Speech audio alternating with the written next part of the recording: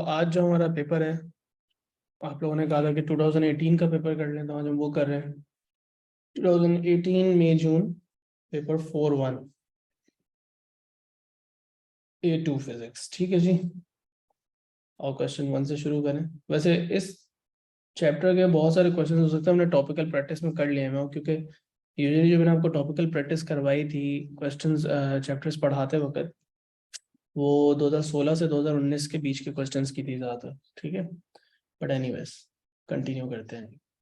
पहला जो क्वेश्चन है वो कह रहे हैं न्यूटन्स लॉ ऑफ ग्रेविटेशन लिख दे। न्यूटन्स लॉ ऑफ ग्रेविटेशन ये कहता है कि जो ग्रेविटेशनल फोर्स है बिटवीन टू पॉइंट मासेस, सही से पूरा स्टेटमेंट एज इट इज लिखना है। Gravitational force between two point masses. अब उसके बारे में दो इंपॉर्टेंट जो है वो आपने पॉइंट्स मेंशन करने हैं। It is directly proportional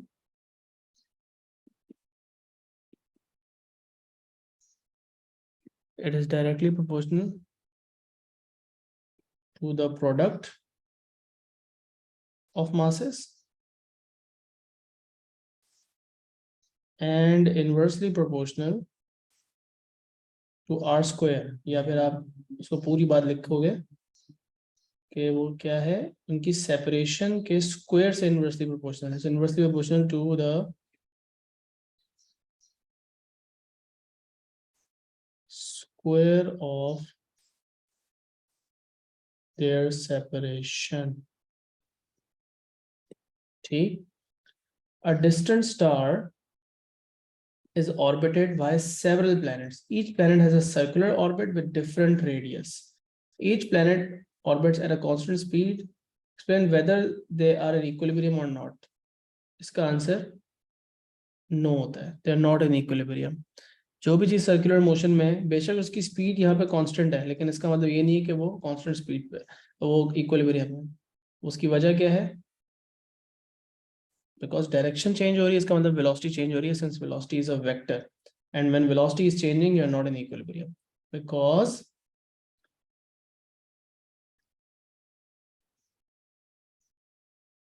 the direction changes. So it means the planet do not have constant velocity and they are essentially accelerating. और जो भी चीज एक्सेलरेट कर रही होती है उसका मतलब उस पर रिजल्टेंट फोर्स एक्ट कर रही होती है, तो वो इक्विलिब्रियम में नहीं होती। Okay, moving on. The radius of the planets is r and orbital period is t. Data for some planets is given. C, E, G 3 planets हैं, उनका रेडियस मीटर्स में दिया हुआ है और पीरियड का स्क्वायर दिया हुआ है। ये बात ध्यान में रखना कि पीरियड नहीं दिया हुआ, पीरियड का स्क्वायर दिया हुआ। कह रहे हैं the relationship between t and r is given by this. The cube of the radius is directly proportional to the square of the period. और ये बात हम केपलर्स थर्ड लॉ पढ़ चुके हैं। उसके अंदर जो k है उसमें प्लेनेट का डेटा, प्लेनेट का मास और g और 4 पाई स्क्वायर वो सब चीजें आती हैं। तो कहने हमने ये शो करना है कि k जो है वो इस एक्सप्रेशन के इक्वल है। तो कैसे शो करेंगे आप? वेल, ये जो पूरी सिचुएशन होती है उसमें आपने सेंट्रीपिटल फोर्स और ग्रेविटेशनल फोर्स को इक्वेट करना होता है। सेंट्रीपिटल फोर्स का फॉर्मूला आप लिखते हो m r omega square. Now you might be wondering कि मैंने यहाँ पे कैपिटल M क्यों नहीं लिखा। कैपिटल M क्यों नहीं लिखा? R तो चलो हम कैपिटल ही लिखेंगे, क्योंकि जो स्मॉल m है ये प्लेनेट का मास है, बड़ा M जो होता है वो स्टार का मास है। सही है, जैसे कि उन्होंने यहाँ पे बता दिया। ग्रेविटेशनल फोर्स के लिए आप लिखो G, बड़ा M स्टार का मास, छोटा M प्लेनेट का मास अपॉन r स्क्वायर। क्योंकि उन्होंने बड़ा R यूज किया तो हम भी बड़ा R यूज कर रहे हैं। उसके बाद हम देख रहे हैं कि आप r और r को मल्टीप्लाई करके यहाँ पे r क्यूब बना सकते हैं। छोटा m और छोटा m कैंसिल हो जाता है और ओमेगा स्क्वायर जो होता है वो होता है 4 pi square upon T square, क्योंकि omega is 2 pi upon T. यहाँ पे आ जाता है जी एम। तो आपका r क्यूब लेफ्ट साइड पे रहेगा, G M upon 4 pi square right side पे चला जाएगा और यहाँ पे टी स्क्वायर भी राइट साइड पे चला जाएगा। नाउ यू कैन सी कि G M upon 4 pi square जो है वो कांस्टेंट है, तो ये मेरा के हो गया।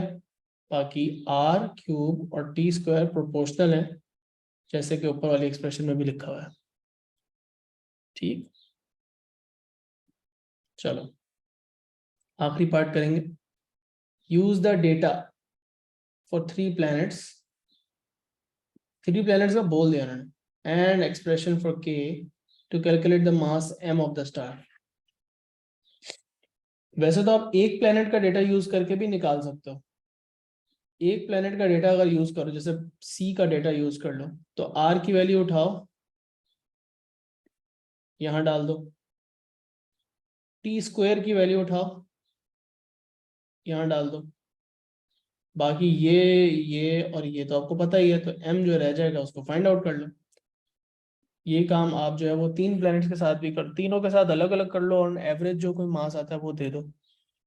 ठीक है, ये काम भी कर सकते हो आप।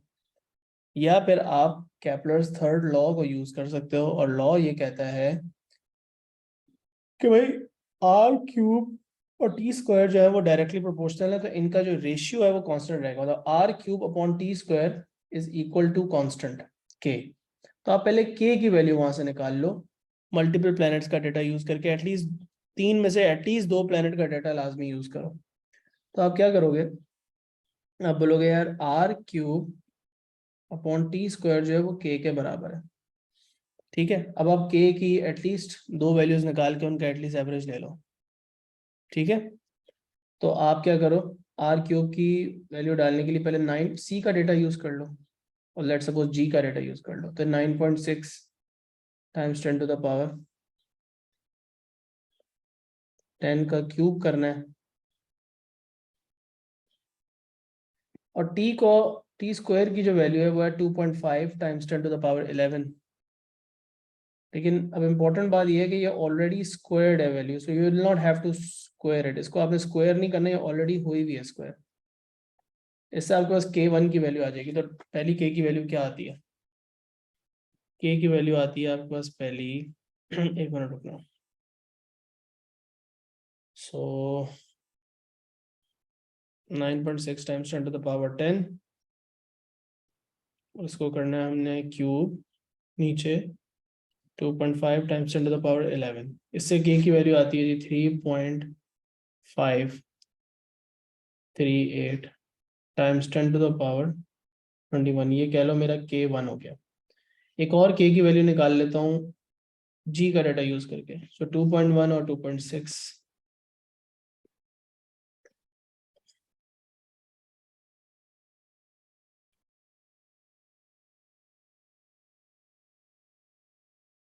ये डेटा यूज करना है। अब देखो वही बात, टी स्क्वायर ऑलरेडी स्क्वायर्ड है, उसको मैंने स्क्वायर नहीं किया, और जो आर है उसको तो क्यूब करना है, तो वो तो हमने कर दिया। ठीक है, अब इस डेटा को भी यूज करते हैं। क्या हो जाएगा, ये कर दिया आपने क्यूब, नीचे वाला एज इट इज लिखा, no need to square it, it's already squared.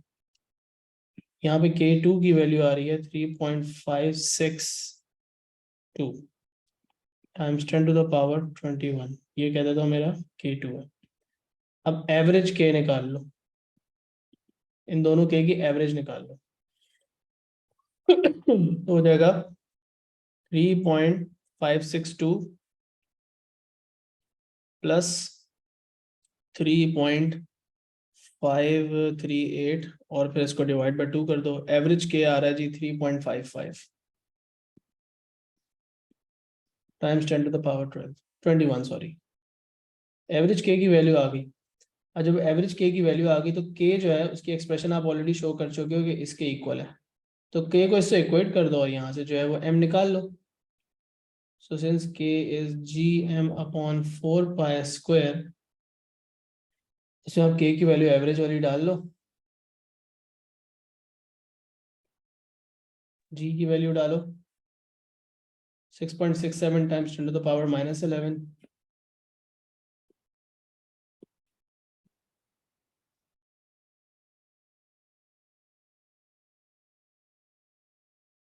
और क्या है, मास अननोन है प्लेनेट का, और यहाँ पे है 4 pi square. Just rearrange it and solve it and your mass in the end will be 2.1 times 10 to the power 33 kg. Clear है? ये हो गया आपका पहला क्वेश्चन कंप्लीट. सेकंड क्वेश्चन देखते हैं. सेकंड क्वेश्चन में आपके पास एक मेटल प्लेट है जिसके ऊपर कुछ सैंड रखी हुई है और नीचे वो ऑसिलेटर से अटैच्ड है. ठीक है.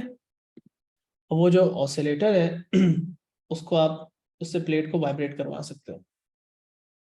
ठीक है. और ये दिया हुआ है डिस्प्लेसमेंट और एक्सेलरेशन का ग्राफ ऑफ द सैंड. अब ये वाला ग्राफ जो है आप इसको इजीली रिकॉग्नाइज कर सकते हो. It's a very recognisable shape.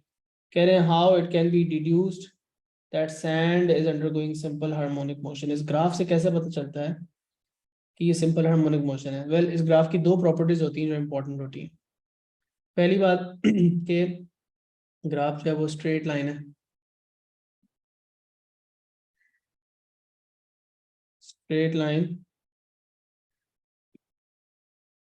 Passing the origin, जिससे ये पता लग गया कि displacement is directly proportional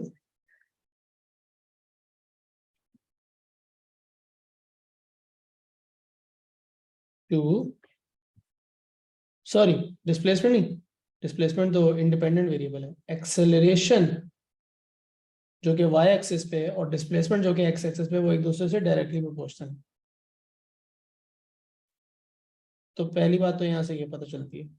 दूसरी बात ये पता लगती है कि ग्रेडियंट नेगेटिव है. मतलब ग्राफ जो है वो यूजली जैसे यूं होता है, यूं नहीं बना हुआ बल्कि ऐसे बना हुआ, नेगेटिव ग्रेडियंट है. तो नेगेटिव ग्रेडियंट ये बताता है कि भाई जो रिलेशनशिप है वो तो है, लेकिन ऑपोजिट है दोनों एक दूसरे के. जब एक चीज पॉजिटिव होती है दूसरी नेगेटिव होती है, vice versa. So negative gradient shows that acceleration is opposite of displacement, or you can also say acceleration is always towards the equilibrium position. So acceleration हमेशा towards the center of the position जो है वो mark कर रही हो, point कर रही हो, तो इसका जो वेक्टर है.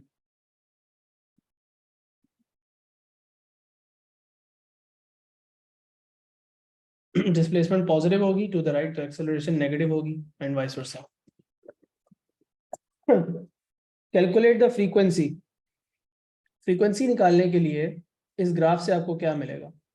वेल, ये जो फॉर्मूला है सिंपल हार्मोनिक मोशन का वो है माइनस ओमेगा स्क्वायर एक्स. वैसे उन्होंने डिस्प्लेसमेंट को वाई बोला हुआ है, लेकिन चलो हम एक्स बोल लेते हैं.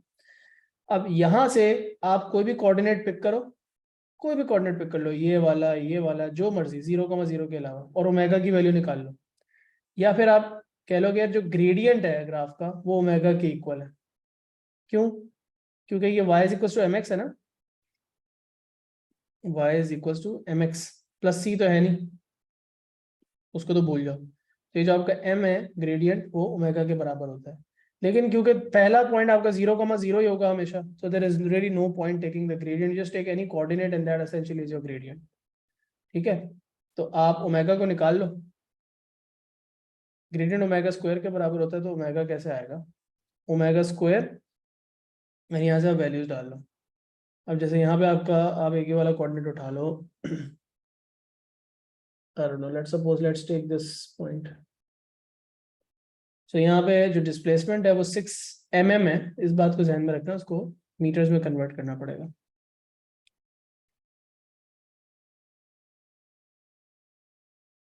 6 टाइम्स 10 टू द पावर -3.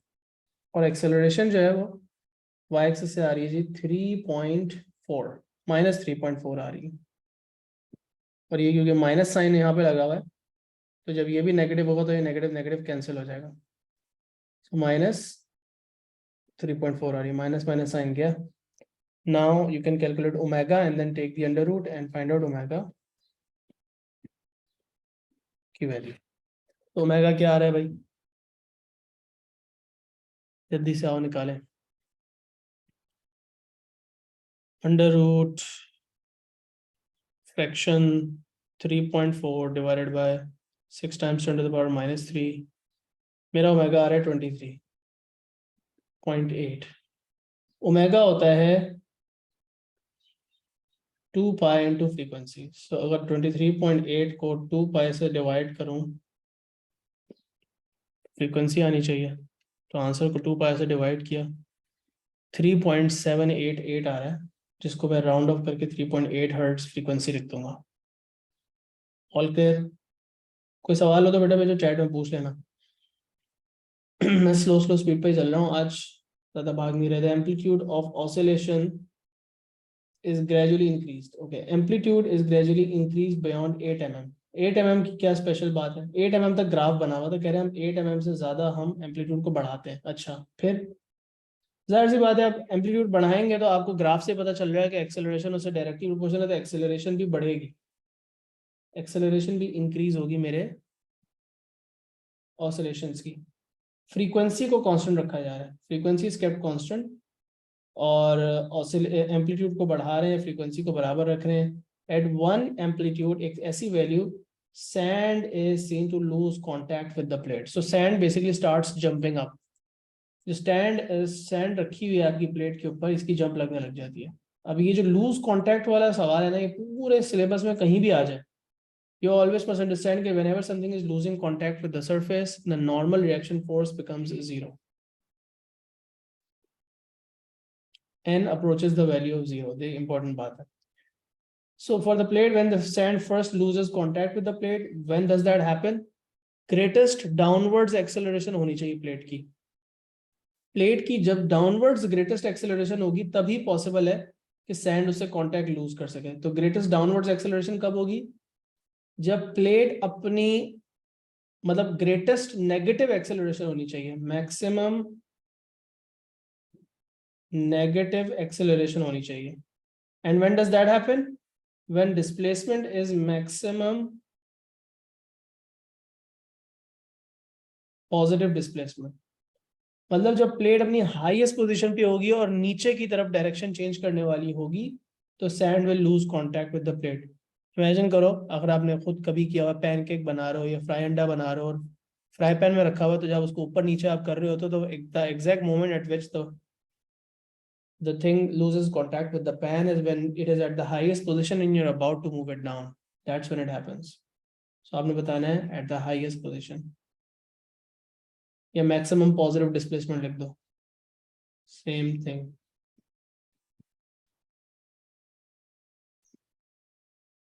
ठीक है, या maximum upwards displacement, maximum positive displacement, ठीक है, इस तरह लिख सकते हो। अच्छा, उसके बाद कह रहे हैं कि उस एम्पलीट्यूड की वैल्यू बता दे जहां पे ये होगा। So when the sand is about to lose contact, उस वक्त जो एम्पलीट्यूड की वैल्यू होगी वो क्या होगी? अब एम्पलीट्यूड का एक्सेलरेशन से लेना देना होता है, एम आई राइट? एम्पलीट्यूड का एक्सेलरेशन से कोई ताल्लुक है या नहीं है? बिल्कुल है, बिकॉज ये जो है ये डिस्प्लेसमेंट है और ये जो है ये एक्सेलरेशन है। Maximum displacement leads to maximum acceleration. So you need to find out the value of acceleration where this will happen. Value of acceleration where this will happen. And then when you find out the value of A, omega is already known, then you can find out the value of X. तो अब समझना ये है बेटा कि ये plate है तुम्हारी, उस पर एक सैंड का पार्टिकल रख देते हैं,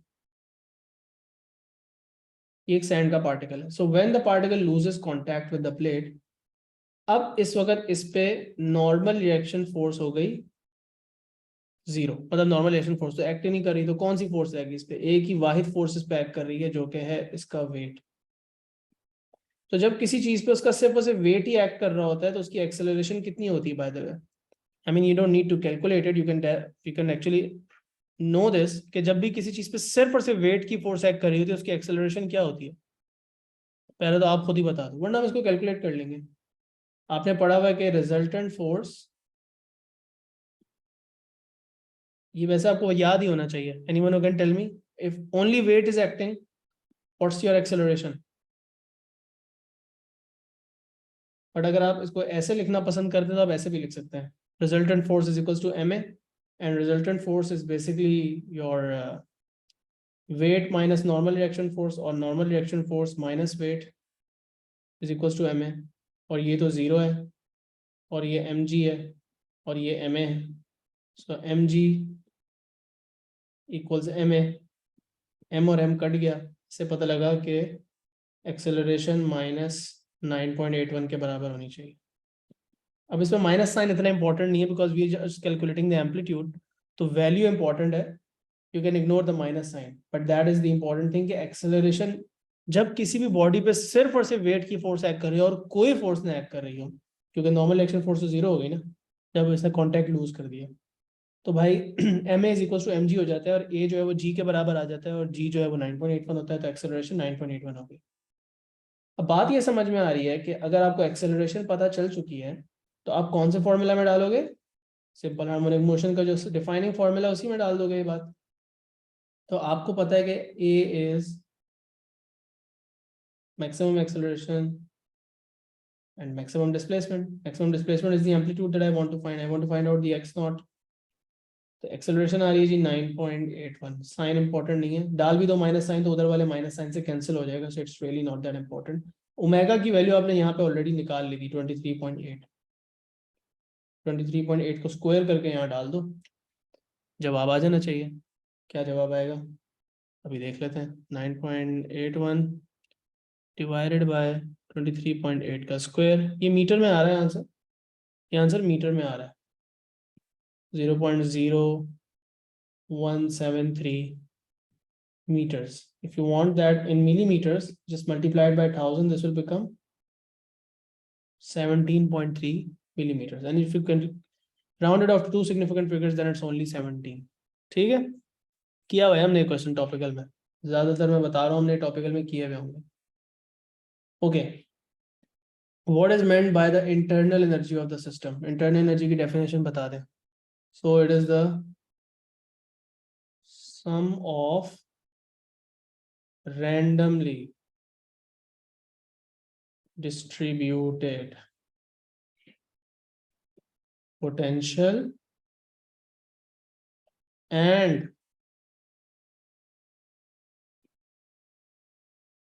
kinetic energy of the particles mention करना जरूरी है, of the system मत लिख देना खाली, of the particles of the system, ठीक है। अच्छा, explain why for an ideal gas, ideal gas की बात यहाँ पे कर दी, change in internal energy is directly proportional to change in thermodynamic temperature of the gas। तो कह रहे हैं जी जो डेल्टा U है वो डेल्टा T से प्रोपोर्शनल क्यों है, any idea?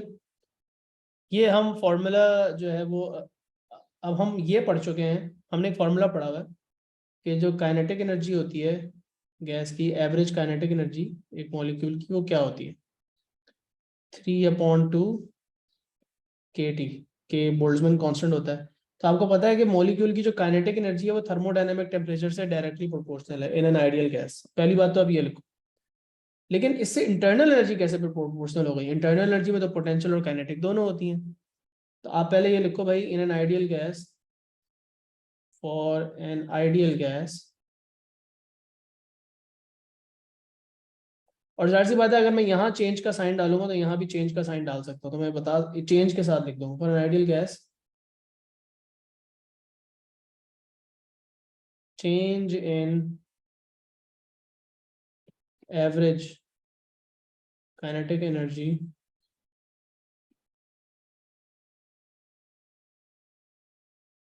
molecule, and maybe if you want to write down the formula you can, ठीक है, directly proportional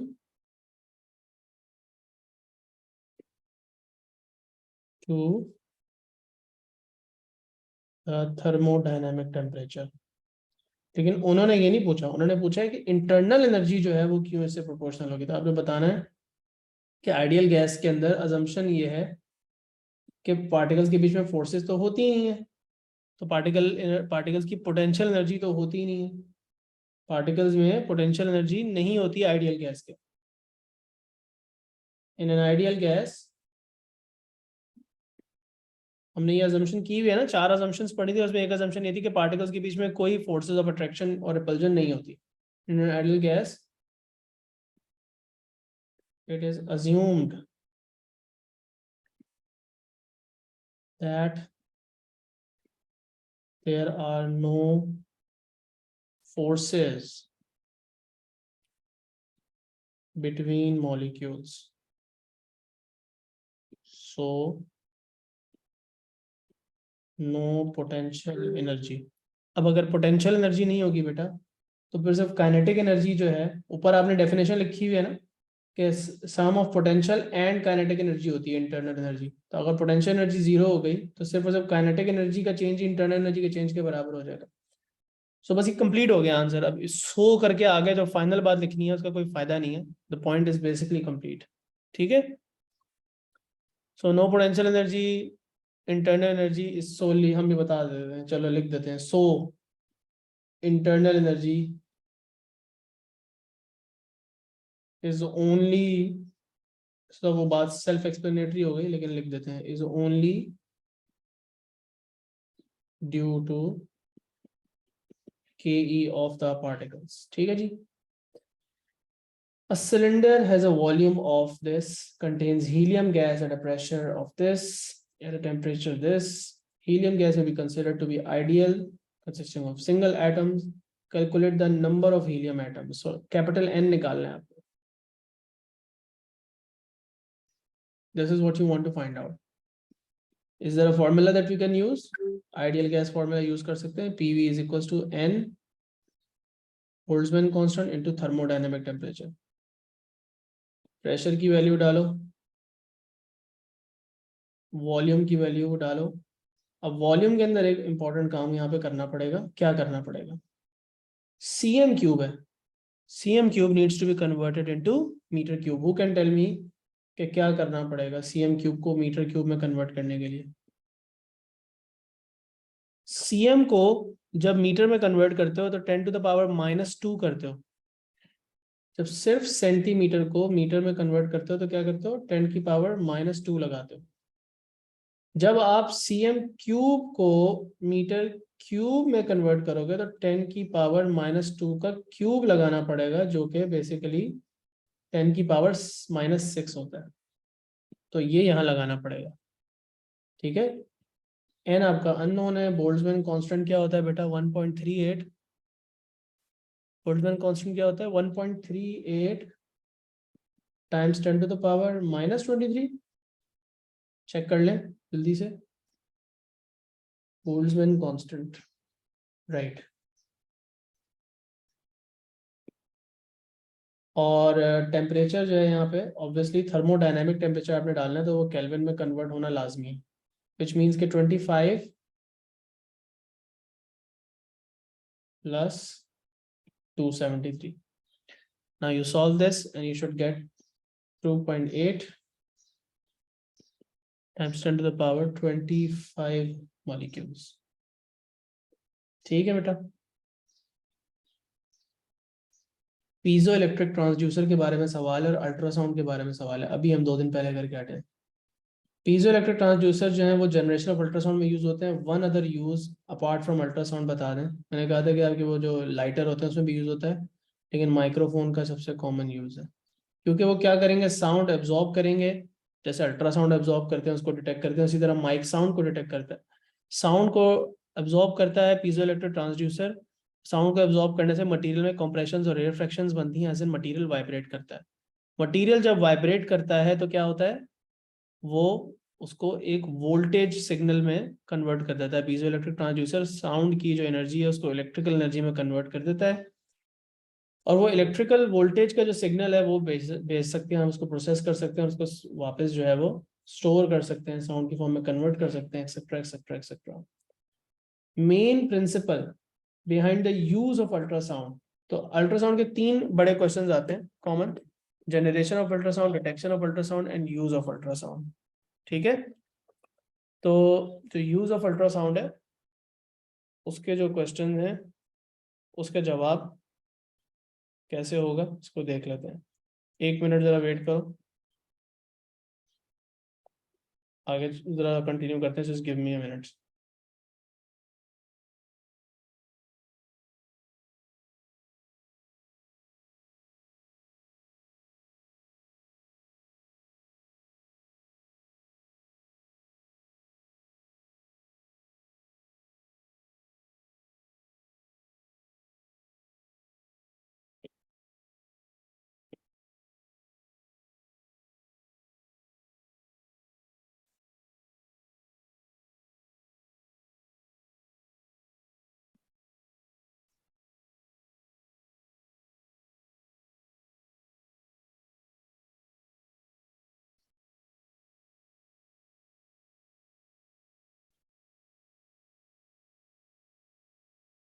okay, let's continue. So we were saying कि अल्ट्रासाउंड यूज कैसे होता है। तो अल्ट्रासाउंड को यूज करने के लिए आप पल्सेस ऑफ अल्ट्रासाउंड बॉडी में भेजते हो, ठीक है। Short pulses basically piezoelectric transducer skin पे रखते हैं, ठीक है। Piezo electric transducer, piezo electric transducer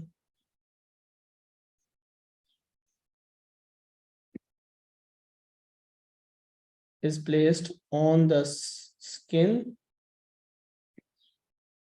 and short pulses are sent of ultrasound obviously into the body, ठीक है। ये एक तरह से आपके दो पॉइंट होगा, क्योंकि पीजो इलेक्ट्रिक का जो ट्रांसड्यूसर का वर्ड है उसी के मास वो आपको दे देते हैं, और फिर शॉर्ट पल्सेस भेज रहे हो, ये बात आपने कर दी। अब उसके बाद क्या होता है कि वो जो पल्सेस हैं वो रिफ्लेक्ट होते हैं डिफरेंट बाउंड्री से। So pulses are reflected at different boundaries between different tissues in the body। तो आपकी बॉडी में डिफरेंट टाइप के टिश्यू हैं, बोन है, मसल है, सॉफ्ट टिश्यू एक्सेट्रा एक्सेट्रा, ठीक है। अब वो जो रिफ्लेक्टेड अल्ट्रासाउंड है, जो रिफ्लेक्टेड पल्सेस हैं, उनका क्या करना है आपने। Reflected pulses are detected by what, the same piezo electric transducer. तो बताओ, detected by piezo electric transducer.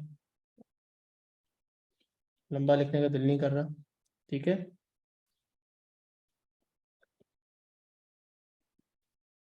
The signal is sent as voltage या electrical signal to the computer for amplification and processing। तो वो signal है वो transducer ने लिया, उसको इलेक्ट्रिकल सिग्नल में कन्वर्ट किया और कंप्यूटर को डेटा भेज दिया, उसे एम्पलीफाई करेगा और प्रोसेस करेगा। अब वो क्या इंफॉर्मेशन यूज करेगा, द टाइम डिले। जब आपने पल्स को भेजा, ट्रांसमिटेड और उसको रिफ्लेक्टेड पल्स का जो time delay, the time delay between transmitted and reflected pulse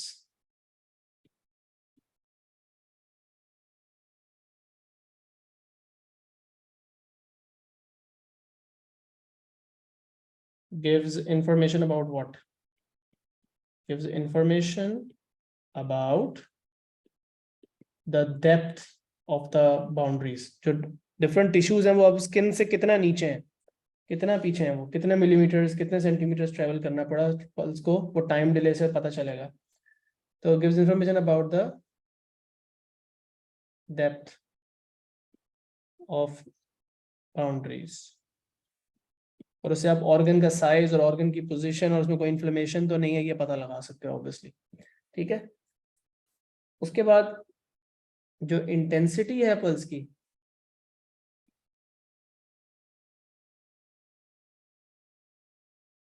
जो पल्स की इंटेंसिटी है वो जाहिर सी बात है आपको बताएगी कि कितना जो है वो एब्जॉर्ब हुआ है अल्ट्रासाउंड मीडियम में ट्रेवल करते हुए, तो वो मीडियम की नेचर के बारे में बताएगी। So the intensity of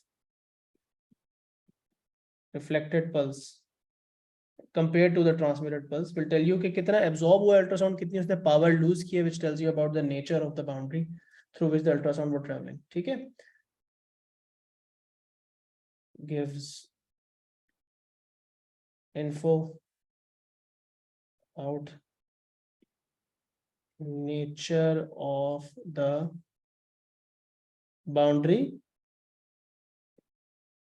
as well as the tissue, जिस टिश्यू के अंदर से वो ट्रेवल कर रहा है।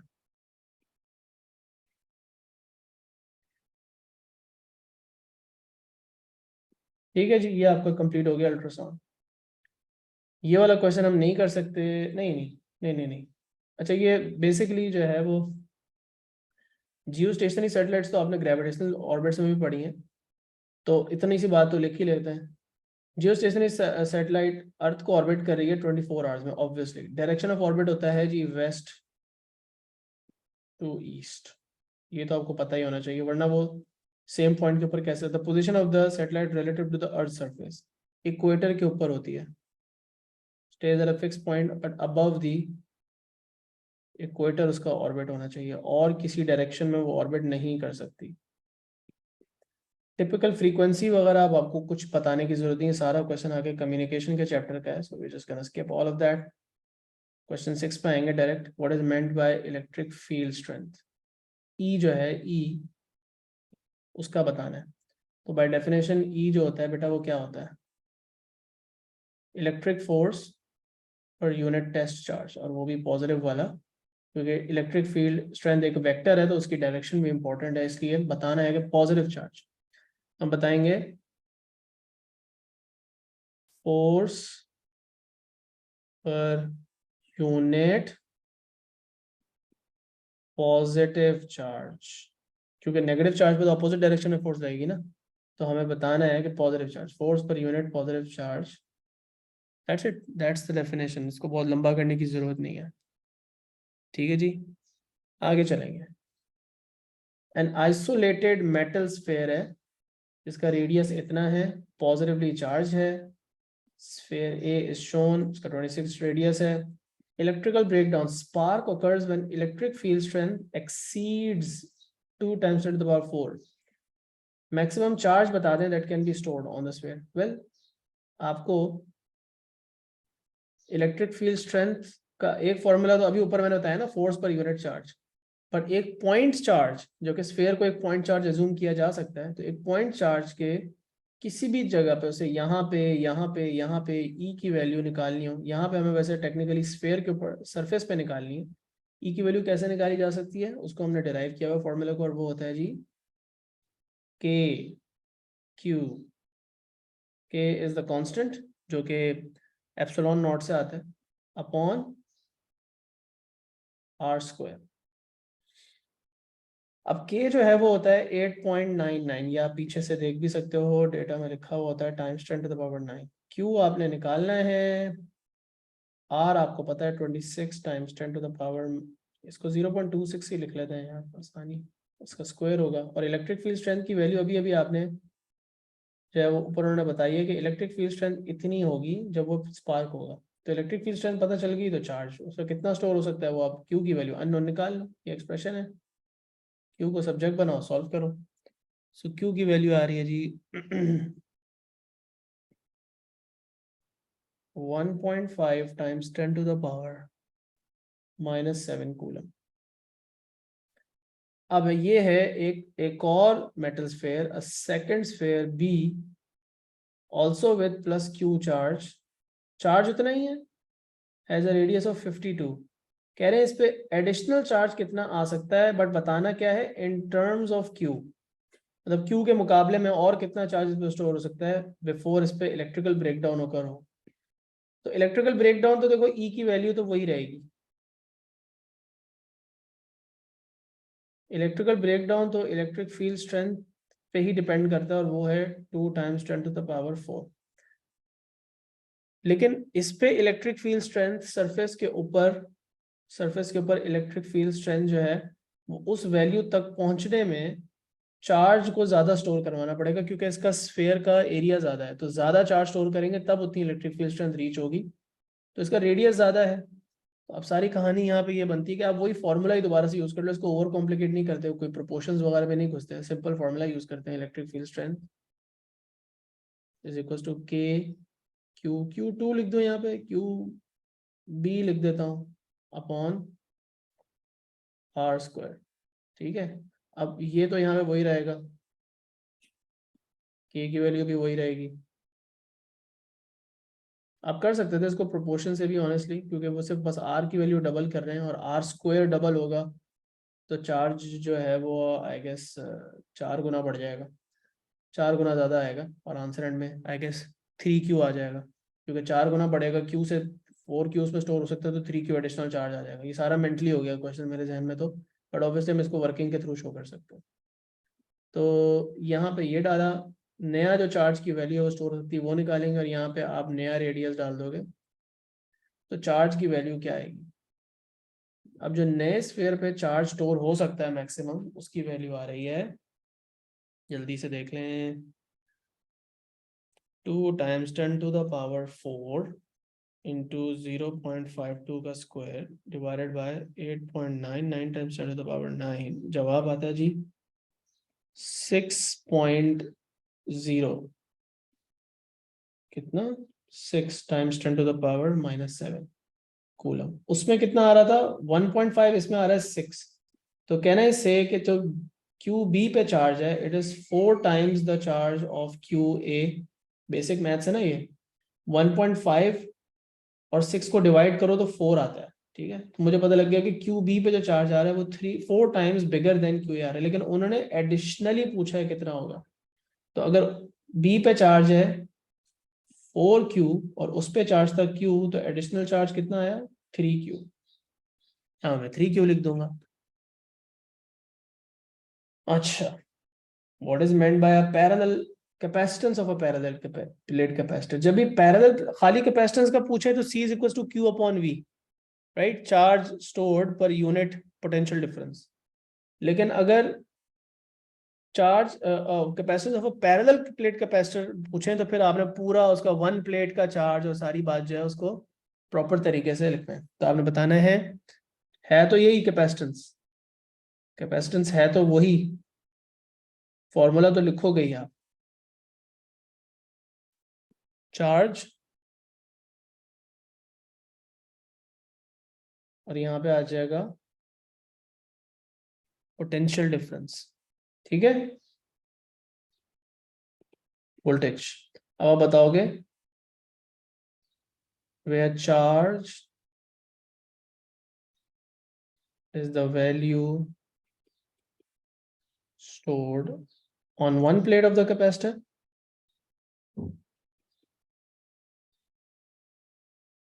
और पोटेंशियल डिफरेंस जो है वो दोनों प्लेट्स के बीच का पोटेंशियल डिफरेंस।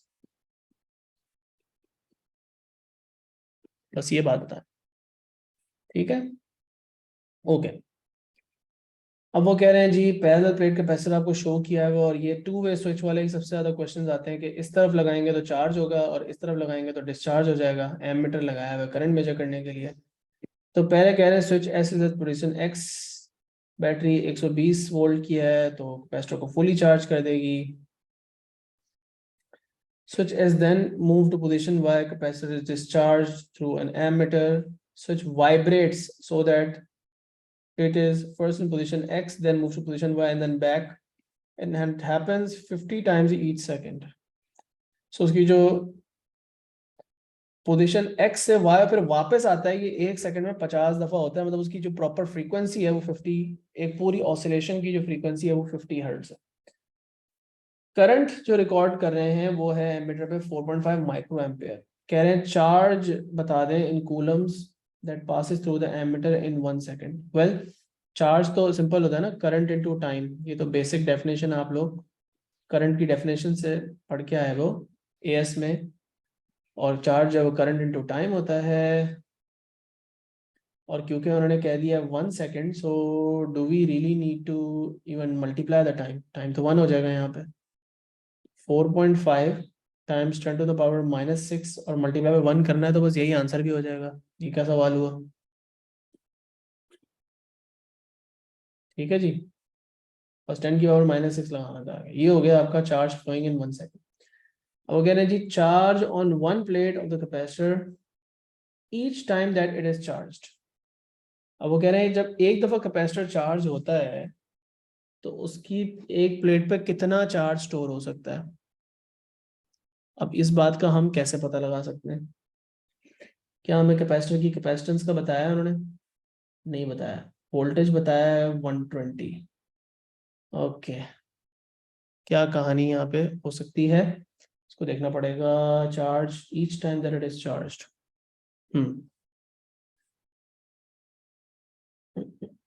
एक सेकंड में कितना चार्ज फ्लो कर रहा है वो ये है, और एक सेकंड में कितनी वो हो रही हैं, ऑसिलेशंस हो रही हैं, 50 टाइम्स ईच सेकंड हो रही हैं। Okay, so now we can understand this. एक सेकंड में इतना चार्ज जो है वो फ्लो कर सकता है, इतना चार्ज पास कर सकता है। लेकिन एक सेकंड में 50 ऑसिलेशंस हो रही हैं, तो क्या हमें इसको 50 से डिवाइड करना पड़ेगा?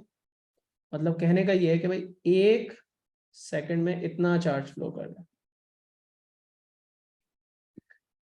तो 1/50 सेकेंड्स, यानी कि वन ऑसिलेशन जो है वो 50 सेकेंड्स में हो रही है, तो 1/50 सेकेंड्स में कितना चार्ज फ्लो कर सकता है? क्या ये बात हम कर सकते हैं? मतलब एक तरह से मैं ये कह रहा हूँ कि पीरियड जो होता है वो फ्रीक्वेंसी का रेसिप्रोकल होता है, राइट? 1/f।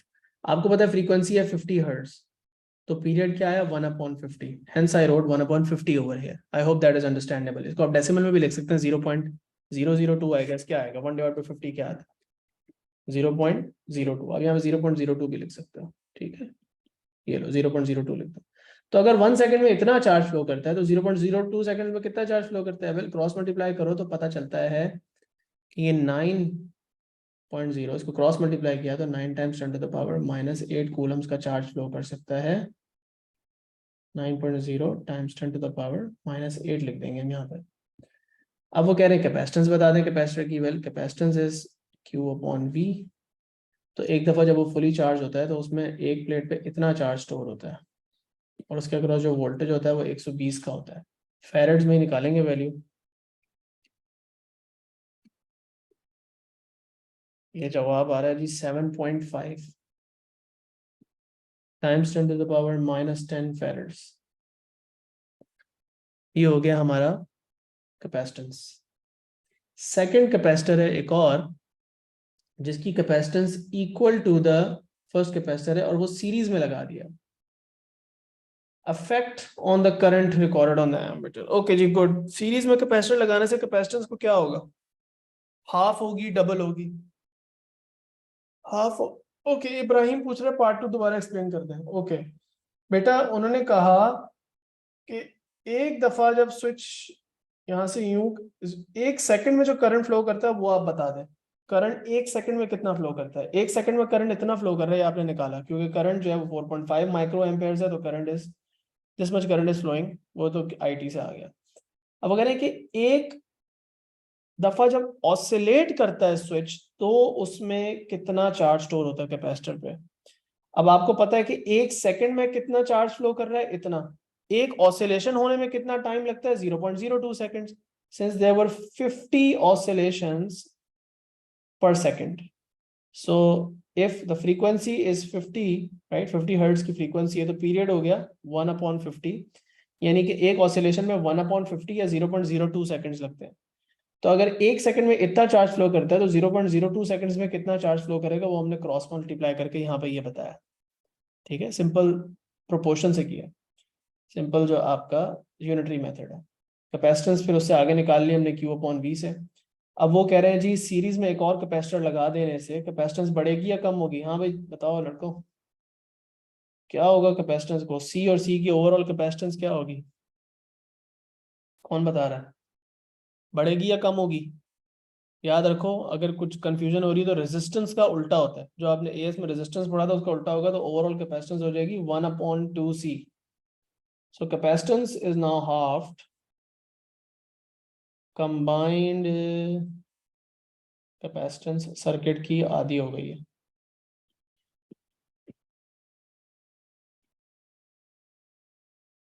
हाफ C/2 हो जाएगी, इसमें तो कोई शक नहीं। कैपेसिटेंस के आधे होने का मतलब, यहाँ पे बेटा अगर कैपेसिटेंस आधी हो जाएगी तो चार्ज भी इस पे आधा ही स्टोर होगा। अहमद बेटा उल्टा बोल लो, कैपेसिटेंस डबल नहीं होती सीरीज में लगाने से, पैरेलल में लगाने से डबल होती है। अच्छा जी, कैपेसिटेंस आधी होने से इस पे चार्ज भी आधा ही स्टोर होगा, मान लेते हैं इस बात को, ये भी 2 होगा तो ये भी 2 ही होना चाहिए। ओके ओके ओके ओके, सही है सही है। तो चार्ज अगर आधा ही स्टोर होगा इस पे, कैपेसिटेंस आधी होगी, वोल्टेज सेम रह रहा है याद रखो, तो चार्ज भी आधा ही स्टोर होगा। So it can only store half of the original charge. Okay. So charge stored each time on the plate, on capacitor, या जो भी लिखना है, each time is also halved.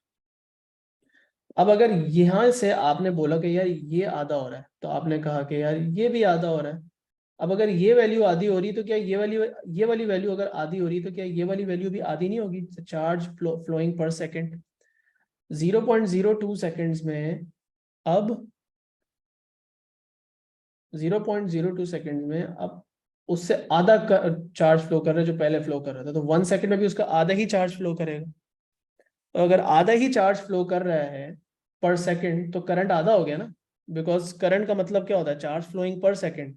So when I am saying कि भाई charge जो है वो एक ऑसिलेशन में आधा स्टोर होगा, तो एक सेकेंड में जो ओवरऑल चार्ज फ्लो करेगा वो भी आधा फ्लो होगा, और अगर आधा ही फ्लो होगा तो फिर करंट तो आधा हो जाएगा, ये आधा हो जाएगा तो करंट भी आधा हो जाएगा, तो सब चीजें हाफ ही हो रही हैं, यहाँ पे सब खत्म हो गया, सब आधा रह गया। ठीक है जी, total capacitance is half, charge stored on the capacitor for each oscillation is also half, so charge flowing per second, or in other words the current is also half. Okay जी, ये है operational amplifiers electronics, not in the syllabus anymore. शुक्र है अल्लाह का, बेकार घटिया chapter था बिल्कुल। Let's do question number 9। कितने रह गए? 9 10 11 12 13। ओफ, बड़े लंबे पेपर होते हैं तुम लोग ये टू का। चलो, a rigid copper wire is held horizontally between the poles of the two magnets as shown. अब वो कह रहे हैं कि the width of each magnet is 8.5, all right. Uniform magnetic field B is in the region जिसकी value 3.7 मिली Tesla है।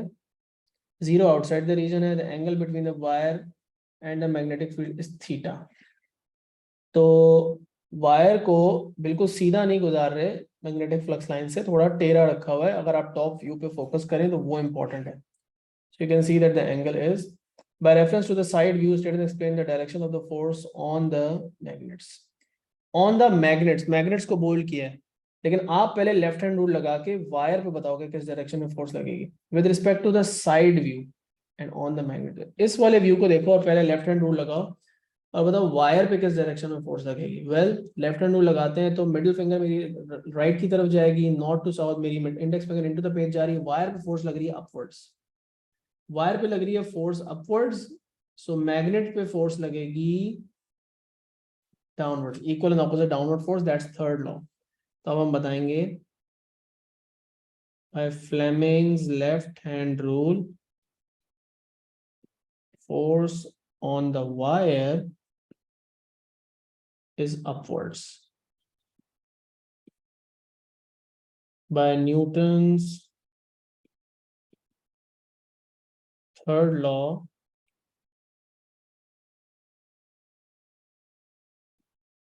there must be an equal and opposite force on magnets,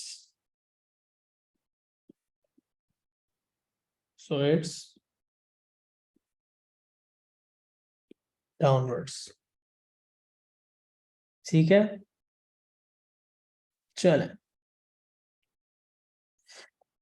अब वो कह रहे हैं जी द करंट इज कांस्टेंट, और current की value जो है वो ये है वायर में। एंगल 90 डिग्री पे है, जब ये वायर ऐसे जा रही है 90 डिग्री का एंगल है, भूल जाओ एंगल को, तो फोर्स की वैल्यू निकालें। आपको पता होना चाहिए कि फोर्स का फॉर्मूला यहाँ पे क्या होता है, BIL। साइन थीटा, साइन 90 है तो 90 जो है उसमें तो वो 1 हो जाता है, तो वो जरूरत ही नहीं है उसकी। 3.7 टाइम्स 10⁻³ ये मिली टेस्ला में मैग्नेटिक फ्लक्स डेंसिटी। आई जो है वो 5.1 एम्पेयर है, काफी बड़ा करंट है। और जो वायर पास कर रही है यहाँ से यहाँ तक, जो उसकी लेंथ बनेगी वो यही 8.5 ही बनेगी सेंटीमीटर्स में, तो उसकी हो जाएगी 0.085। BIL से आंसर निकाला तो 1.6 टाइम्स 10⁻³ न्यूटन जो है वो आपका आंसर आ रहा है। अब एंगल को 60 डिग्री पे चेंज कर दिया। The length of the wire is now this is interesting. ये वायर की लेंथ बढ़ गई या कम हो गई? सोचो जरा खुद। वैसे दो दो कॉमन सेंस तरीके हैं इसको सोचने के। जब वायर सीधी पास कर रही थी, let me draw it in purple और समथिंग, ये जो ग्रीन वायर है इसकी यहां से यहां तक लेंथ ज्यादा है, या ये जो ब्लैक वायर है इसकी यहां से यहां तक लेंथ ज्यादा है? ये लेंथ है 8.5, ये वाली जो लेंथ है दिस इज नाउ लार्जर, ये लॉन्गर है, and it is 8.5 divided by sine 60। देखो साइन 60 जो है वो लेस देन 1 होता है, 8.5 को लेस देन 1 से डिवाइड करोगे तो ऑब्वियसली आंसर बड़ा आएगा। सो वायर की लेंथ बढ़ गई है अब जब एंगल को 60 डिग्री किया है। और वो कह रहे हैं calculate the force on the wire now. मजे की बात यह है कि फोर्स सेम आएगी, अब इस बात को आप चेक भी कर सकते हो, क्योंकि वायर की जितना एंगल की वजह से फर्क आया ना फोर्स पे, वो लेंथ की वजह से वो क्या कहते हैं रीएडजस्ट हो जाएगा सारा कॉन्सेप्ट। तो वैसे लेंथ जो है वो बढ़ जाएगी, उसकी वजह से फोर्स बढ़नी चाहिए, लेकिन एंगल की वजह से फोर्स कम होनी चाहिए। ओवरऑल एंड में फोर्स पे कोई फर्क नहीं पड़ेगा। So the formula is this time with the angle BIL sine theta. अब वो तो बी तो वही है, आप पूरी बेशक कैलकुलेट कर लो या कुछ भी ना करो, करंट तो वही है। लेंथ जो है वो अब 8.5 नहीं है बल्कि 8.5, चलो इसको बेशक मीटर्स में लिख लेते हैं, 0.085 अपॉन साइन 60, और यहाँ पे दोबारा से साइन 60 आएगा, तो हुआ क्या, ये तो कैंसिल हो गया। तो ये तो वही कैलकुलेशन बनी जो हमने पिछले पार्ट में की थी, सेम टू सेम, तो फोर्स वही आएगी, इसीलिए 1 मार्क का था। तो वही 1.6 टाइम्स 10⁻³ ही आंसर है। ठीक है। अब वो कह रहे हैं कि वायर में जो करंट है उसको हमने ऑल्टरनेटिंग करंट में चेंज कर दिया। इंटरेस्टिंग। अब ऑल्टरनेटिंग करंट है जिसकी फ्रीक्वेंसी 20 हर्ट्ज है, जिसकी आरएमएस वैल्यू 5.1 एम्पेयर है। The angle between the wire, angle जो है वो फिर 90 डिग्री पे रख दिया है। Sketch a graph to show the variation with time t of the force. Force की वेरिएशन जो है और 2 साइकिल्स ऑफ ऑल्टरनेटिंग करंट के लिए आपने दिखाना है। तो फोर्स की वेरिएशन दिखानी with respect to time, a very very tricky question, because you have to basically take care of a lot of things when sketching this graph. एक random graph बना के फारिग नहीं हो सकते आप, आपको वैल्यूज वगैरह सारी खुद डालनी है यहाँ पे, तो बहुत ध्यान रखें। सबसे पहले तो इस बात को समझो कि फोर्स आरएमएस वैल्यू आप ग्राफ पे शो नहीं कर सकते करंट की। करंट का जब आप ग्राफ बनाते हो, वैसे तो हमें फोर्स का ग्राफ बनाना है, बट मैं बात फॉर एग्जांपल अगर करंट का भी ग्राफ होता तो ग्राफ से देखे तो आरएमएस वैल्यू नहीं पता चलती ना, ग्राफ से देख के तो पीक वैल्यू पता चलती है। तो पहली बात तो ये कि जो अगर करंट की आरएमएस वैल्यू 5.1 है तो करंट की पहले पीक वैल्यू निकालो। तो आप सबसे पहले यहाँ पे क्या करोगे, पीक वैल्यू ऑफ द आधा घंटा कौन सी टिकट, तो वापसी आके कर लेना ना, रात में कर लेना, फिर मैं बैठ के आधा घंटा लग जाएगा, रात में कर लेना। Okay, √2 multiply by RMS value, ये है आपका आरएमएस वैल्यू। इसके साथ √2 मल्टीप्लाई करो, पीक वैल्यू क्या आती है करंट की, जल्दी से थोड़ा सा कैलकुलेशन में हेल्प करवाओ यार, सारे आज खामोश बैठे हो। ये आ रही है जी 7.2 एम्पेयर्स। अब पीक फोर्स भी निकालो ना फिर इसी तरह, पीक फोर्स जब निकालोगे वो तो BIL से ही आएगी, ठीक है। अब इंपॉर्टेंट बात यह है कि यहाँ पे आप B की वैल्यू तो वही 3.7, वही मैग्नेटिक फील्ड है, वो सेम है, ये लेंथ भी वही सेम है, ये जो I की वैल्यू है ये यहाँ पे आपने ये वाली डालनी है। तो पीक फोर्स जो है मैं दोबारा से निकालता हूँ वही कैलकुलेट करके, 3.7 मिली टेस्ला, और I जो है वो कितना है, आप इस बार 7.2 डालेंगे, और L जो है वो वही 0.085 उसकी लेंथ डालेंगे। तो भाई अब फोर्स की जो पीक वैल्यू आ रही है वो आ रही है 2.3 टाइम्स 10 टू द पावर -3, ये आ गई पीक वैल्यू फोर्स की, ठीक है। तो अब यहाँ पे पीक का ख्याल रखना है, स्केल उसके हिसाब से हम बनाएंगे अपना कि 2.3 कहाँ पे लगाना है वो यहाँ पे देख लेंगे हम, ठीक है। 2.3 और -2.3 के बीच में फोर्स ऑसिलेट करेगी। अब आगे बात चलती है कि साइकिल के अंदर पीरियड कितना दिखाना है, एक साइकिल कितने टाइम की होगी, उसके अंदर बात आ जाएगी आपके what do you call it, अब क्या होगा, फ्रीक्वेंसी, फ्रीक्वेंसी तो दी हुई है, फ्रीक्वेंसी 20 हर्ट्ज है, तो वो तो आसान काम है। पीरियड क्या होता है जी, 1/f होता है, तो 1/20 किया, और इससे आपके पास आ गया जी 0.05। So 0.05 second is the time for 1 cycle. So this is gonna be 0.05, 1 2 3, और यहाँ पे क्या हो जाएगा जी 0.10, ठीक है जी। इसके बीच में साइकिल बनेगी, एक साइकिल वहां एक साइकिल यहाँ, इस तरह, एक साइकिल यूं, एक साइकिल यूं। अब पीक वैल्यूज जो है उसको मार्क करना है, तो वाई एक्सिस का स्केल भी चूज कर लेते हैं। वाई एक्सिस का स्केल चूज करने के लिए well what do we do, 2.3 लगाना है ना, 2.3 की पीक बनानी है, तो इसको अगर मैं 1 कह लेता हूँ और इसको 2 कह लेता हूँ तो 2.3 यहाँ कहीं आ जाएगा, क्या हो जाएगा 1, 10 की पावर -3 नहीं भूलना, और इसी तरह नीचे माइनस साइन पे भी आ जाएगा, माइनस साइन के साथ डाल देना नीचे, ठीक है जी। अब बात सारी ये है बच्चों कि 2.3 किधर होगा, 2.3 होगा भाई, लेट्स सपोज अगर मैं पहली पीक बनाने लगा हूँ, देखो इधर मैं 0 रखूंगा,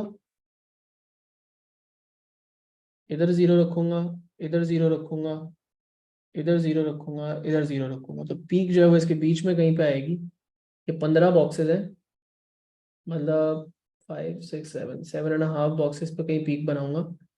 पीक बनानी का है 2.3 पे, तो ये 2 है, ये 2.1 है, ये 2.3 है,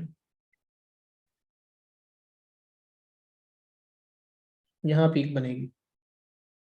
यहाँ से गुजारना है अपना ग्राफ, और फिर यहाँ से गुजारना है अपना ग्राफ। अब मैंने अपने लिए थोड़ी मुश्किल क्रिएट की है, लेकिन खैर है, ये हो गया,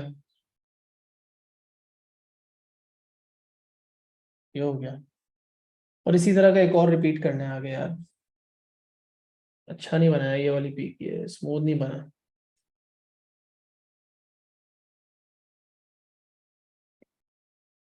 1 2 3 4 5 6 7, यहाँ से गुजरेगा,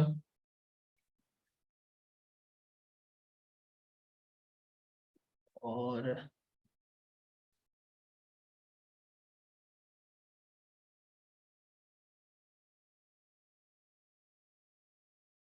ठीक हो गया भाई, ये आपका ग्राफ बनेगा। 3 मार्क का था ये, थोड़ा सी ज्यादा मेहनत थी, थोड़ा तो 4 मार्क का भी कर सकते थे ये। खैर, Faraday's law, the the induced EMF is proportional, directly proportional लिख दो, ये equal भी लिख सकते हो क्योंकि कोई constant of proportionality नहीं होता है इसमें। induced EMF is directly proportional to the rate of change of magnetic flux linkage, ठीक है। अब यहाँ पे किस तरह ये EMF इंड्यूस करवा रहे हैं आओ जरा देखें, थोड़ा सा उन्होंने, तो यहाँ पे इसमें ऑलरेडी करंट फ्लो करेगा और इस रिंग में EMF इंड्यूस होगा, और बीच में ये जो कोर है ये फेरस कोर जो है ये सिर्फ फ्लक्स को पास करने के लिए यहाँ से यहाँ, ठीक है। तो भाई कह रहे हैं aluminium ring is placed on the core, the ring can move freely along the length of the core. So ring जो वो लूज है, ऊपर नीचे इजीली मूव कर सकती है. स्विच इनिशियली ओपन है. use Faraday's law and Lenz's law to explain why aluminum ring jumps upwards when the switch is closed. Okay, all good. तो बेटा सबसे पहले तो आपको इसमें करंट की डायरेक्शन और ये सारी चीजों का ख्याल रखना पड़ेगा. करंट किस तरह फ्लो करेगा, यूं फ्लो करेगा.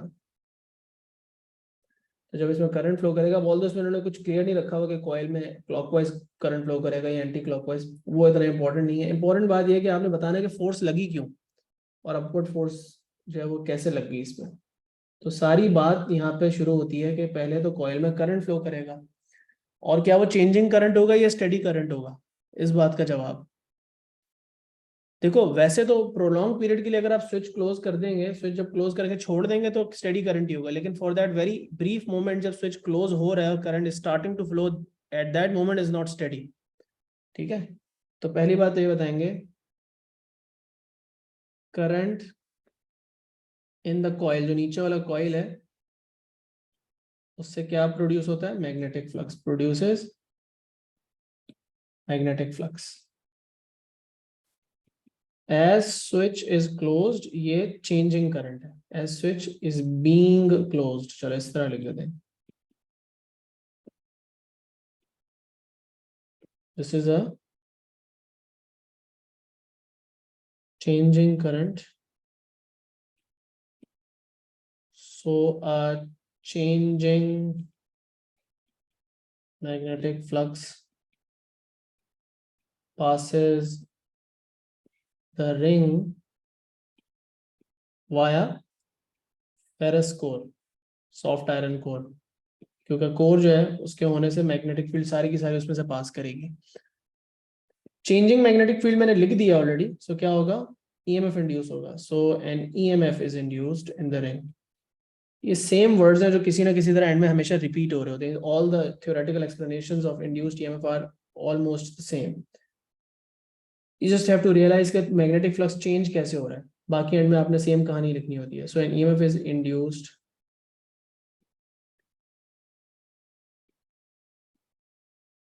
इन द रिंग, और रिंग में जाहिर सी बात है करंट भी फ्लो करेगा. एंड करंट या एडी करंट लिख दो. And current flows in the ring. अब रिंग में जब करंट फ्लो करेगा तो रिंग एक अपनी मैग्नेटिक फील्ड जनरेट करेगा, और रिंग की जो अपनी मैग्नेटिक फील्ड है वो इट वुड बी सच कि ring and the coil should exert a force on each other, right. लेकिन इसकी जो मैग्नेटिक फील्ड है, इसकी मैग्नेटिक फील्ड को अपोज करती है, इसके एक्शन को अपोज करती है. अब we are not suppose to find out the direction of the force in a way कि भाई करंट की यूं डायरेक्शन है तो उसकी यूं मैग्नेटिक फील्ड होगी और फिर वो इसको रिपेल करेगा, ब्ला ब्ला ब्ला. नॉर्थ पोल साउथ पोल का पता नहीं लगाना, इतना हम कॉम्प्लेक्स नहीं जा रहे. 4 मार्क का क्वेश्चन है, 10 मार्क का नहीं है.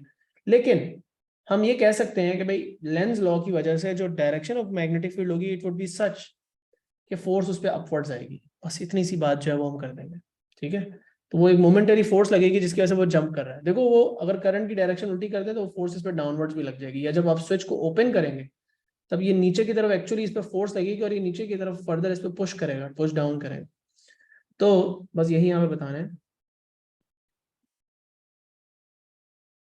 The magnetic field produced by ring, ring की भी अपनी मैग्नेटिक फील्ड प्रोड्यूस होगी ना, opposes the magnetic effect of the coil. So there is a momentary force on the ring as well as the coil. Coil पे भी force लगेगी, ring पे भी force लगेगी, लेकिन ring free to move है तो वो jump करेगी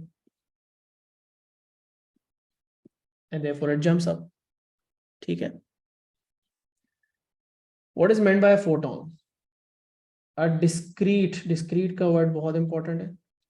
A discrete packet of energy of electromagnetic radiation by reference to intensity of light. State one piece of evidence provided by photoelectric effect for the particulate nature of light. Reference to intensity उन्होंने आपको बता दिया कि आपने जो evidence बताना है वो कौन सा वाला एविडेंस बताना है। वैसे तो 3-4 एविडेंस होते हैं, बट स्पेसिफिकली एविडेंस अब उन्होंने इंटेंसिटी से रिलेटेड वाला बोल दिया आपको। और वो क्या था एविडेंस? वो यही था कि इंटेंसिटी बढ़ाने से जो फोटो इलेक्ट्रिक इफेक्ट में जो इलेक्ट्रॉन्स एमिट होते हैं प्लेट से, मेटल प्लेट से, उनकी मैक्सिमम काइनेटिक एनर्जी को फर्क नहीं पड़ता। यही बात है। या हम ये भी कह सकते हैं कि अगर frequency of the radiation is below threshold frequency और एमिशन जाहिर सी बातें नहीं हो रही, तो इंटेंसिटी कम करने से या बढ़ाने से एमिशंस नहीं होना स्टार्ट हो जाएंगी। Intensity does not basically govern whether the emissions will और विल नॉट टेक प्लेस, ठीक है, but it is the frequency that affects that situation. तो हम बस इंटेंसिटी वाले इन दोनों पॉइंट्स में से कोई एक पॉइंट लिख सकते हैं। तो मैं कह देता हूं कि जो maximum kinetic energy of photo electrons है, फोटो इलेक्ट्रॉन्स कौन से इलेक्ट्रॉन्स होते हैं जो एमिट होते हैं फोटो इलेक्ट्रिक इफेक्ट में, maximum kinetic energy of photo electrons is not dependent या इज इंडिपेंडेंट लिख दो, is not dependent on the intensity of electromagnetic radiation। उन्होंने लाइट बोला तो आप लाइट ही लिख दोगे sir, shining on the plate. Band theory आपके सिलेबस से निकल चुकी है, तो बैंड थ्योरी का क्वेश्चन हम नहीं करेंगे। पहले क्वांटम फिजिक्स में होता था, अब इसे रिमूव हो चुका है। ये सवाल भी हमने किया हुआ है, सभी किया हुआ है। X-ray beam tube is used to produce an image of a thumb. इसकी इंटेंसिटी इनिशियली आई नॉट है, बोन में से और सॉफ्ट टिश्यू में से पास करना है। बोन और सॉफ्ट टिश्यू की रिलेटिव आपको थिकनेस बताई हुई है, उनका जो एब्जॉर्प्शन या एटेन्यूएशन कोफिशिएंट है, लीनियर एब्जॉर्प्शन कोफिशिएंट, वो बताया हुआ है आपको दोनों का। और कह रहे हैं कि in terms of I not ये बता दें intensity of the beam after passing through 2.8 centimetre of soft tissue only. तो जो यहां से पास करेगी एक्सरे,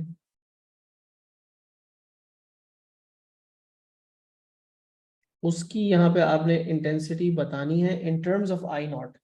तो मतलब आई नॉट यहाँ पे लिखा हुआ है अगर, तो उसके साथ यहाँ पे कोफिशिएंट क्या डलेगा ये आपने फाइंड आउट करना है, यही फाइंड आउट करना है। तो ये जो है हम यहाँ पे निकाल लेते हैं। फॉर्मूला क्या है? I naught E to the power mu X. आप ने बस यहाँ पे वैल्यू ही डालनी है कैलकुलेटर के अंदर। ये क्या है? ये भी पर सेंटीमीटर में, वो भी सेंटीमीटर में, तो बस जल्दी जल्दी से कैलकुलेट करो यार। कैलकुलेटर में डालोगे माइनस क्या है सॉफ्ट टिश्यू का 0.9 और वो क्या है जी 2.8 की थिकनेस। सिर्फ अभी सॉफ्ट टिश्यू की थिकनेस डाली जा रही है क्योंकि सिर्फ उसमें से जो पास हो रही है वो निकालना है। तो शिफ्ट ln ये आ जाएगा जी E to the power minus 0.9 into 2.8, ये आ गया 0.08 आई नॉट। यहाँ पे ये लिख देंगे।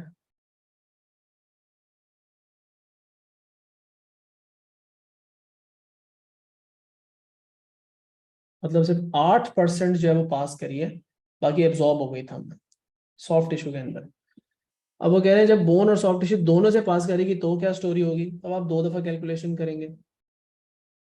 इसके अंदर जो थिकनेस आपने लेनी है, 2 कैलकुलेशन होंगी, एक होगी बोन की, एक होगी सॉफ्ट टिश्यू की। 2 कैलकुलेशन होंगी और फिर दोनों के कोफिशिएंट्स आपस में मल्टीप्लाई होंगे।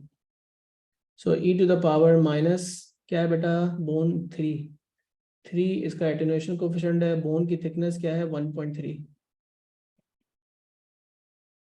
इससे आता है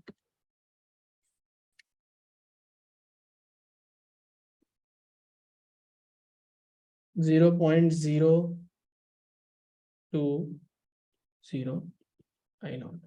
सॉफ्ट टिश्यू से जो आ रहा है वो आ रहा है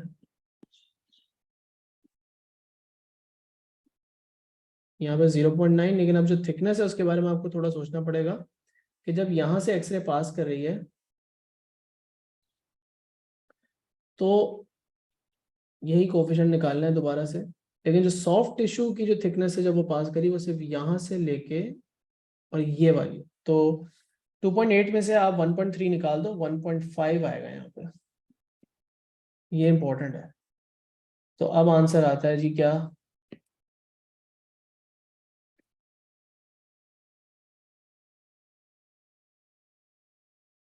ये आता है जी 0.25, 0.26 आई नॉट। अब इन दोनों को मल्टीप्लाई कर दो,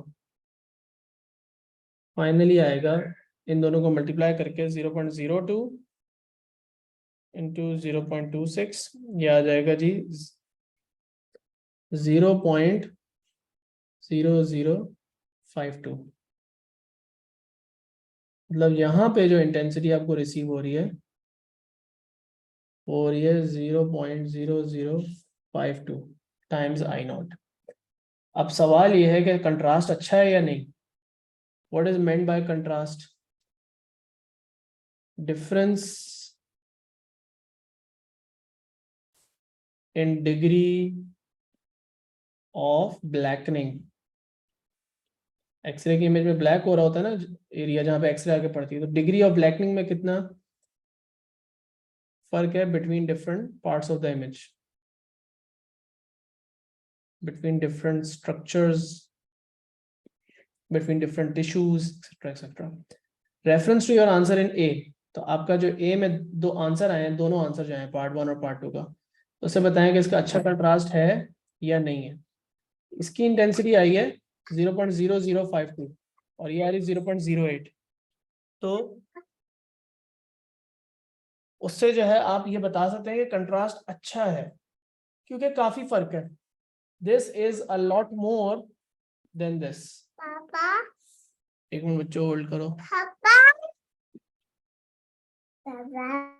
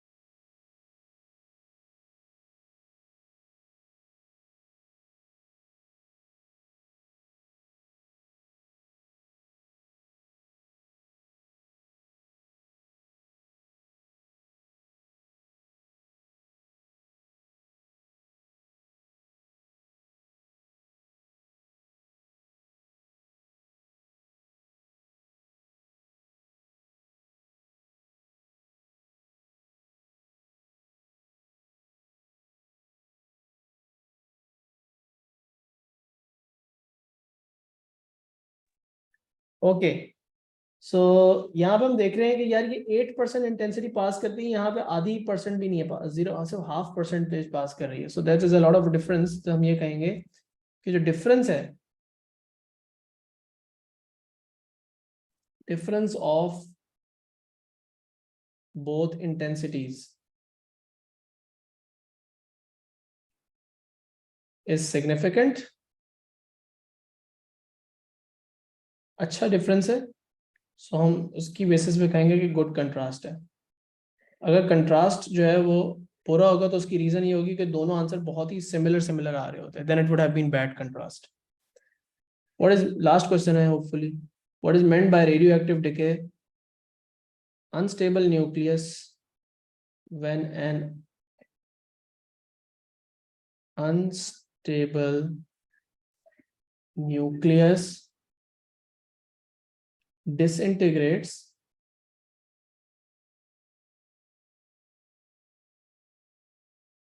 and emits ionizing, या अल्फा बीटा गामा लिख दो, radiations to what, to do what, to become stable.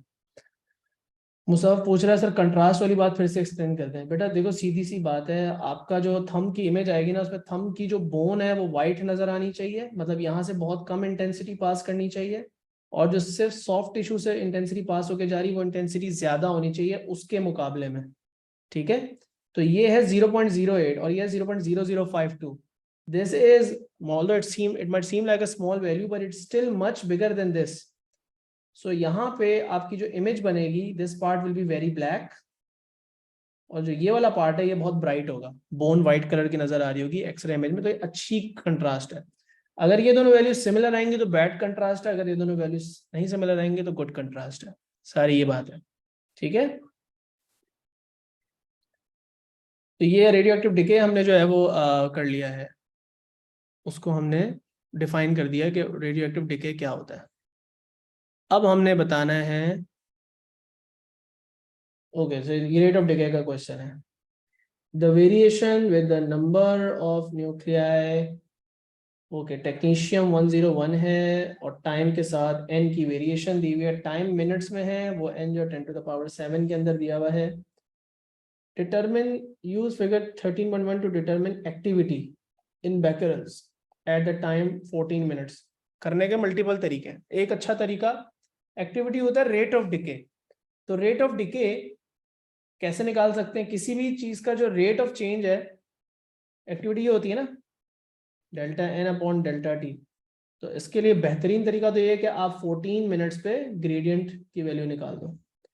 But इसमें ये बात है कि हाँ आंसर आपका एक्सेप्टेबल होगा without any doubt. The only problem will be कि हाँ हर बंदे का आंसर थोड़ा डिफरेंट होगा, and may be you might make a very bad tangent and you might and up with a wrong answer. तो हम थोड़ा सा हम एक्यूरेसी की इंप्रूव करने के लिए तो दूसरा मेथड समझ लेते हैं। एक तरीका तो ये टेंजेंट बनाया, ग्रेडियंट निकाला, आंसर आ गया, खत्म हो गई कहानी। फर्क सिर्फ ये होगा कि एक्स एक्सिस की वैल्यूज लेते हुए इसको सेकंड्स में कन्वर्ट कर लेना, और इसकी बस 10⁻7 जो है वो यहाँ डाल लेना, ग्रेडियंट आएगा वो आंसर होगा, सीधा सीधा। That's pretty straight forward, right. दूसरा तरीका ये है कि हम हाफ लाइफ के थ्रू इसको करें। ठीक है, हाफ लाइफ के थ्रू जो तरीका वो थोड़ा कॉन्सेप्चुअल है, थोड़ा आपके उसके स्टेप्स ज्यादा है, बट होपफुली ज्यादा एक्यूरेट आंसर आएगा। तो 14 मिनट्स है कहाँ पे यार, 10, 11, 12, 13, 14, ये 14 है।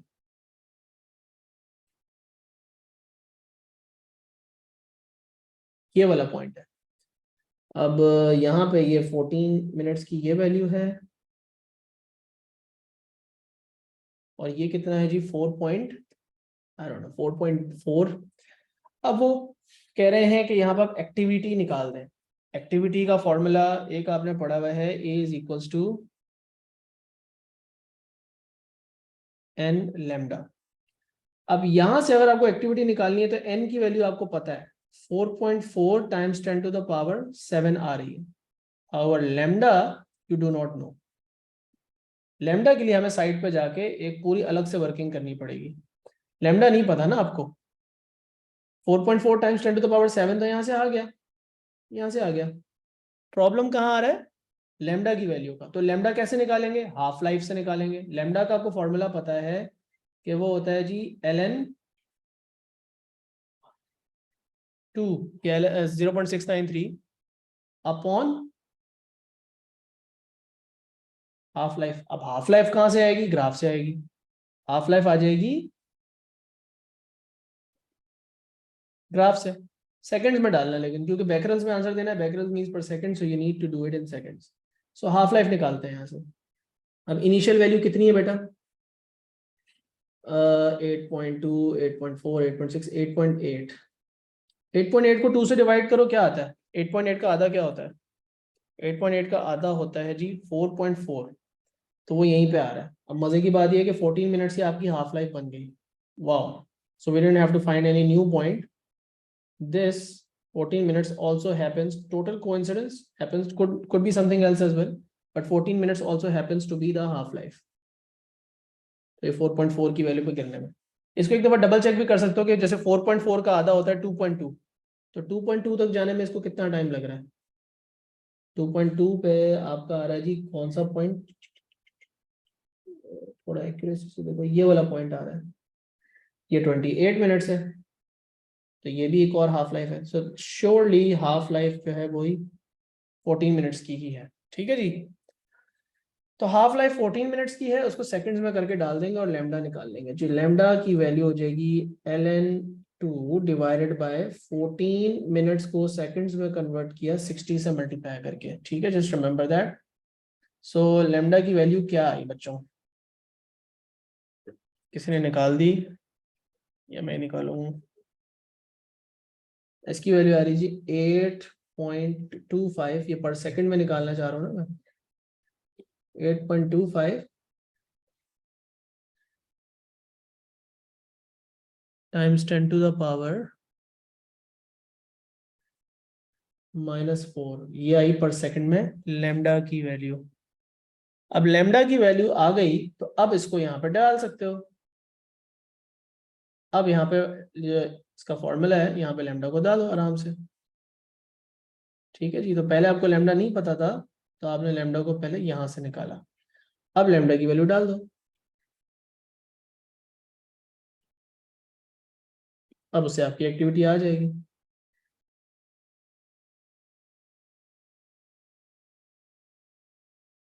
तो आंसर आ रहा है जी 36307, मतलब 3.6 times 10 to the power 1 2 3 4, 3.6 times 10 to the power 4 आ रहा है।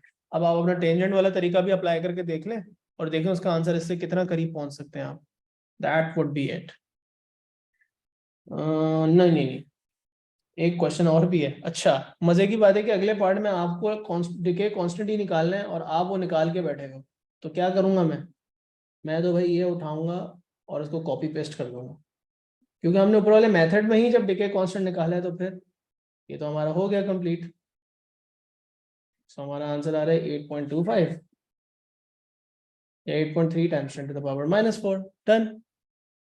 ठीक है भाई।